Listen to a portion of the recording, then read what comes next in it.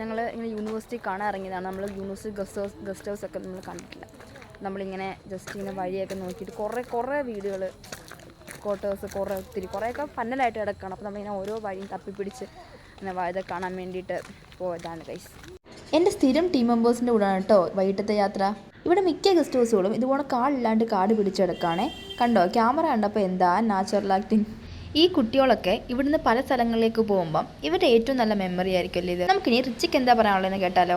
പുതിയ സ്ഥലങ്ങൾ കണ്ടുപിടിച്ചു. ഭയങ്കര രസം. നമ്മുടെ നാട്ടിപ്പുറം കാണുന്ന പോലെ ഈ കാര്യവട്ടത്തിനകത്ത് സ്ഥലങ്ങൾ. അപ്പം നിങ്ങൾ വിചാരിക്കും ദൂരെ എവിടെയോ യാത്ര ചെയ്ത് കണ്ടുപിടിച്ചതാണെന്ന്. ഒന്നുമില്ല, ഈ 2 വർഷത്തിനിടയ്ക്ക് ക്യാമ്പസിൻ്റെ തൊട്ടപ്പുറത്തുള്ള സ്ഥലം ആദ്യമായി പോയി കണ്ടതിൻ്റെ എക്സൈറ്റ്മെൻ്റ് ആണ് കേട്ടോ ഇത്.